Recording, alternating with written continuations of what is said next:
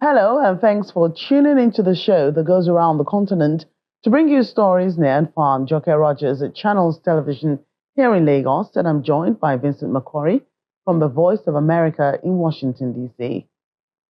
Thanks, I'm Vincent McCory at the Voice of America. Happy to be with you again for another edition of Africa 54. Let's start off with the latest from Nigeria. Joke Rogers in Lagos brings you that story.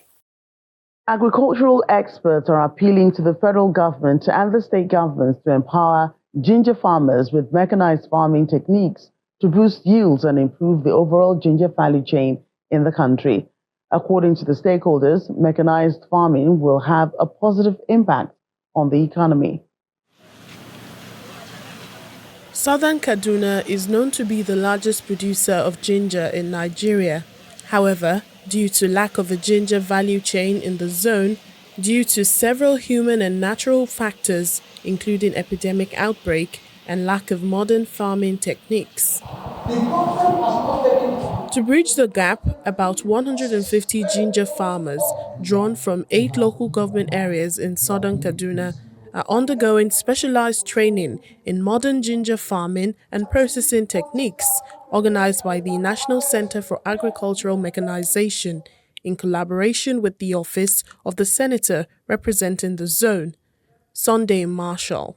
All participants here, you are going to be, apart from the transport money that will be given to you to go back home, I think each of you again will be given a whole fare of about 50,000. Even if you use 25,000 out of that 50,000 to buy just few ginger to do practical at home, I think that will go a long way to help you. Although Nigeria's ginger is in high demand globally, an environmental scientist notes that the sector faces numerous challenges, including shortage of improved seeds, poor soil fertility, and substandard agronomic practices. But there is the organic fertilizer and the inorganic fertilizer.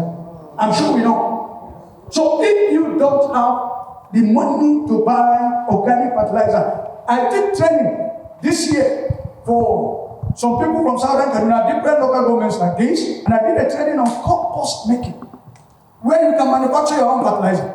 With Nigeria's quest for diversified economy from oil, coupled with growing population, a shift from subsistence and mechanized ginger farming has become expedient to meet with the local demand and global competitiveness, especially through trainings such as this one. They say the training has exposed them to important insights in ginger farming, processing, and marketing that will in turn close the gap in production and hopefully restore Nigeria to its position as the world's third largest producer of ginger. Joining us to discuss the training of ginger farmers in mechanized farming is the President, National Ginger Association of Nigeria, Kaduna, Gangarin Madawaki. Welcome to Africa 54. Okay, thank you very much. Can you share more insight about this training program for ginger farmers and the challenges they often face? Yes, so I am a major supporter of the mechanization process that the government is looking at, and mechanized farming can significantly benefit a farmer in Nigeria by improving productivity, efficiency, and sustainability in several key ways. And I'll mention just one or two of the key ways. Increased productivity. You see, you are switching from using manual labor to combine to tractors, combine harvesters, and the speed at which you can weed, plant, and harvest crops is much faster, leading to increased crop yields per hectare. Now, if we were to also look at the challenges of farming, mechanized farming, the challenges of mechanized farming. Well, when you choose to play in the big boys league, it comes with its own price. Now, the cost of acquisition of initial cost of now other challenges, I would say, is infrastructure issues. to get the tractors to even the farmland, the poor road network, and access to spare parts for the equipment can hinder the effective use of mechanization in remote areas. You find out that the stores, what some governments have done, like I'll give a state, Plateau State, they have 3 central locations where they put their mechanization. So the maintenance, machinery, and spare parts is done from 3 central locations. So can you move from your village to that place when you have a small, what's called? So you need to find a way to spread the maintenance, and you have to train farmers on basic machinery. That is just my own view, anyways, on that. How has this training impacted the livelihoods of the farmers involved, and what changes have you observed in their farming practices? It is too soon to tell. Yes, it is too soon. It is too soon to tell. When did they start this training, actually? How long has it been going on for? How used to the machinery have the farmers? There's a problem in them getting used to running the machinery. It takes a while for them to get used to it. And then those are the learning curves, I would say. So I really cannot comment. It's too soon to comment. We have to look at probably the next farming season to see the impact of this training and the result of it. To have a better appreciation, we need to give it a bit of time and look at probably over the next 1 year, and then we can comment better on it. What specific benefits do you suppose that mechanized farming techniques will bring to the ginger farmers? Well, I can tell you the theory, but for a fact right now, there's no ginger farmer that I know of that is really properly doing mechanized farming. A few percentage of them are plowing their farms. Yes, they are harrowing their farms, but they are not using the ginger planter. They are definitely not using the ginger harvester. And in Southern Kaduna, I think we have a total of just about 5 ginger planters, given to 5 cooperatives, which was imported by GIZ. But they train them on how to use one. But those farmers do not even have the resources to hire the tractor to use this machinery. So a lot of them, unfortunately, are not using it. Nigeria is already a major producer of ginger. How do you plan to increase export opportunities for ginger farmers, particularly those already trained in mechanized farming methods? Well, first, let's start. In Southern Kaduna, unfortunately, I'm one of the very few exporters of ginger. But I don't think any of us is going to export this year. I can mention about 3 or 4 of us that are indigenous that have done export either in the past or are going to do in the future. But I cannot say, because of the blight and how it has affected ginger, we do not really hope to export this year. What we're planning to do is probably hold a lot of what we have farmed and replant it for next season. So I've received tons of calls from people asking for ginger, and I've told them, honestly, the cost of ginger right now, we're selling them as rhizome seeds for replanting. It does not really make commercial sense to export it because the price locally is more expensive than the international price for ginger. That's just the truth. The price you buy locally, a bag today now, a 40 kg bag is going for 320,000 naira ex-farm gate, dry. Fresh bag is going for about 75 kg is going for about 80,000 naira per fresh bag of ginger. Now, if you juxtapose those against their international pricing per ton, against the international pricing, it doesn't make sense. We're looking at 6, 7, 8 million naira, 9 million naira per ton for dry splits. And what is the price in the international market right now for dry ginger? We're looking at between 2.5, 3, maximum $3,500. Convert that to by the exchange rate of 1,750 to Naira. Now, what would you get? You can't even pay for X-Farm Gate for the price of ginger. So this year, the issue of export is really not going to happen. I'm just being as sincere as I can. I tell people, forget farming export for ginger this year. Those who export this year probably farmed it themselves, and I do not know how profitable the cost for them is, and they're able to farm it. That's it. President, National Ginger Association of Nigeria Chapter, Gagarin Madawaki, thank you so much for your time today on the program. Thank you very much. We want to know what you think about Africa 54 and the stories we covered. Join the conversation on Facebook. The address is Africa 54, and check out our headlines 24/7 on voaafrica.com. After the break, as Starling promises to bring cheaper high-speed internet to the continent, some raise concerns about the company's growing importance.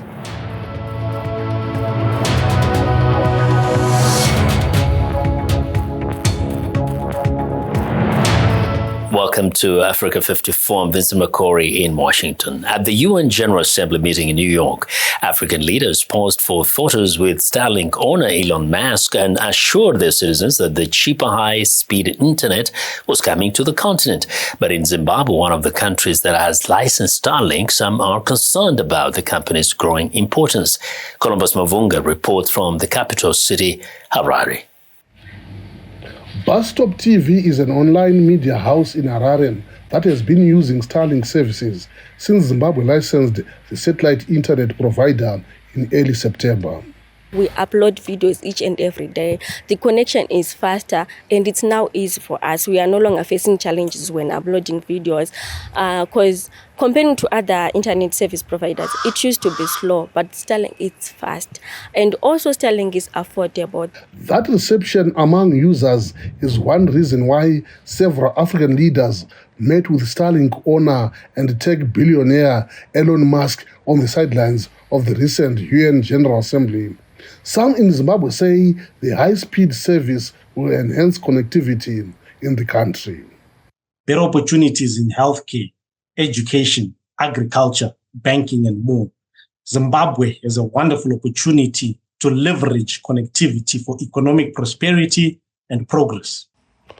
Tatenda Mavetera, Zimbabwe's Minister of Information, Communication and Technology, says Starlink Zimbabwe is expected to expand internet access into remote areas with little or no service. So for us, we believe that the coming of Starlink is going to make every organization who's already in existence coexist with what is there and be able to make sure that we integrate with coming up with reliable and efficient connectivity. But Tabani Moyo, Director of Media Institute of Southern Africa, is concerned about allowing a non-African company to play such a major role in Africa's connectivity. Meanwhile, Starlink is expanding across Africa since it first launched in Africa in January of 2023.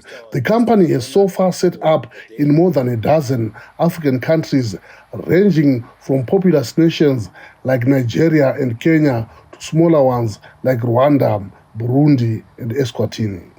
Columbus Mavunga, VOA News, Harare, Zimbabwe. The Nigerian High Commission in Johannesburg, South Africa, in collaboration with Rosebank Capital, is hosting the International Investment Forum and Roadshow, focusing on Nigeria's solid minerals sector with the goal of addressing key challenges there. Our South Africa correspondent, Innocent Samusa, reports. Contributions.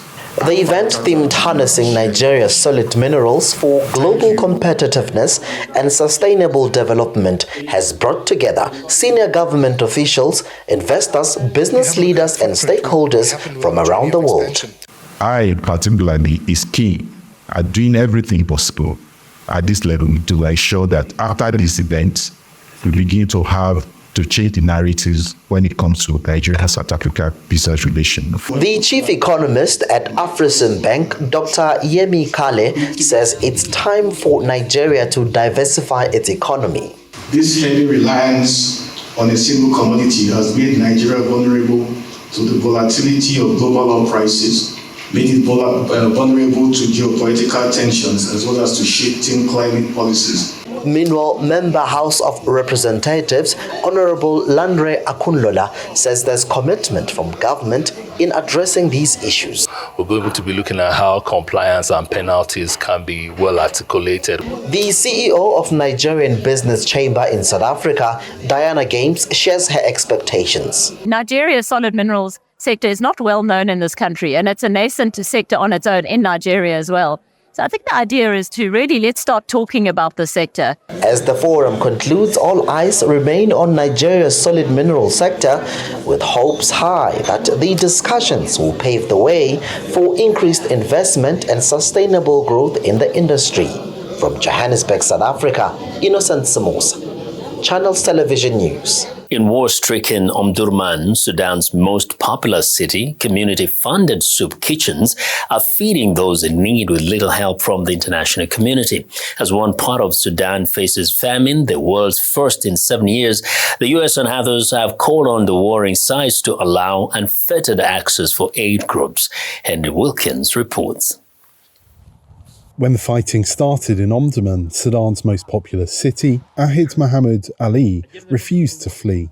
He said he would rather die in his home than suffer the pain of long-term displacement. Along with other members of the community, they pooled their resources and began cooking and sharing meals for those who remained in the city. Because we have very few resources, we created a WhatsApp group and a Facebook page. And we also have TikTok and started trying to spread awareness of what we were doing. Then we started receiving donations from the Sudanese diaspora abroad. With the city's economy in a state of collapse since Sudan's war started in April 2023, Ali says his makeshift soup kitchen now feeds 200 families every day, thanks to private donations. Others like it have sprung up across the city with almost no support from international aid groups. An October statement by 11 of the world's biggest humanitarian donors, including USAID, says both sides in the conflict are obstructing aid groups' access to cities like Omdurman. It says systemic obstruction of local and international humanitarian efforts is at the root of this famine. One part of Sudan is undergoing the world's first famine in 7 years, while large swathes of the country are one step away from falling into famine. Yes, of course, they have the access. You can talk to them, and actually no one have obstructed their movements around. VOA spoke to Refugees International, an advocacy group for displaced people that partners with various international aid groups. To claim that international NGOs and UN agencies have all the access they need is blatantly false. Spoken to many partner groups that are working on the ground, and whether it's the direct, blatant blocking of aid or the slow rolling of visas and other bureaucratic impediments, clearly people who are working on the ground do not feel that they have the access they need. And the opposing side in Sudan's conflict, the Rapid Support Forces, did not respond to a request for comment. UN experts have said that due to the lack of access for traditional aid groups, soup kitchens like Ali's are leading the way for the delivery of food aid in Sudan. I ask God Almighty to help us reach international aid groups. Reaching these organizations is very important. He says he's only able to serve one meal a day for those who arrive on his doorstep. Henry Wilkins, VOA News, Omdurman, Sudan. A company in Kenya is giving new life to textile waste in Nairobi, the capital. The Africa Collect Textiles, known as ACT, uses discarded clothes to create other products. Africa collects textiles in recycling clothes and footwear waste and transforming them into new goods to promote sustainable fashion while reducing carbon emissions in both Nairobi and Lagos.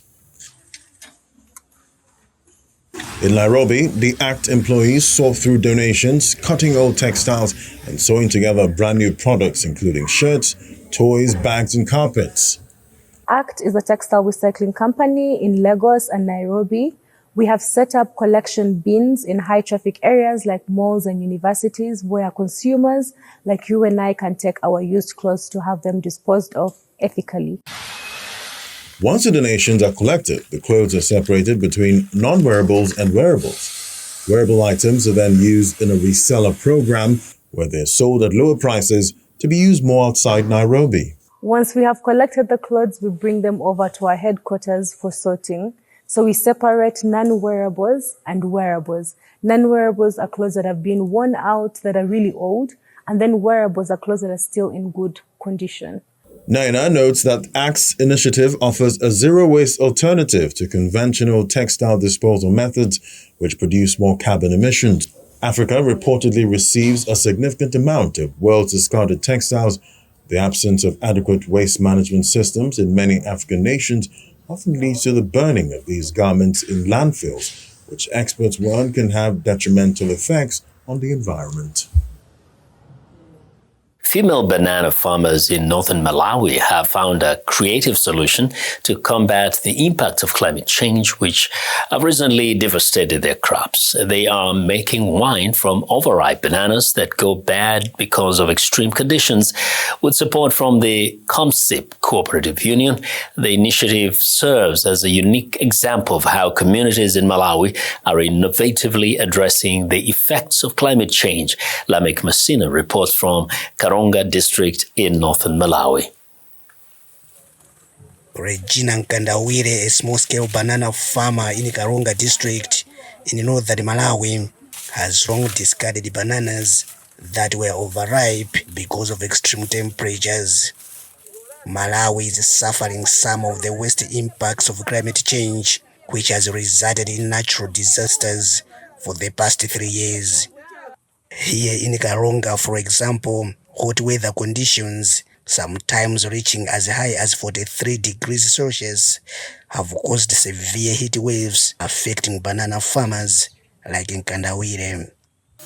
I faced a lot of problems. I was not able to find money to buy food and also to pay school fees for my children. That's when I decided to join a group of banana farmers. But with the support from COMSIP Cooperative Union, the women and a few men in Itwiture Cooperative are transforming their overripe bananas into wine to offset their losses. I am making a lot of profits now because I am able to pay school fees for my children. I have also bought some livestock that I sell whenever I need money to meet the needs of my children at school. The production process involves fermenting overripe bananas with sugar, yeast, water, and lemons. The final product contains 13% alcohol and is sold for about $3 a bottle. However, the challenge is that the farmers are yet to be certified to sell their wine outside the country. So it is a very big problem for them to take their wine to abroad. So as we are just now, we are in the time that we are waiting for the Malawi Bureau of Standards to give them the certificate and to do something so that their product should be known everywhere in this world.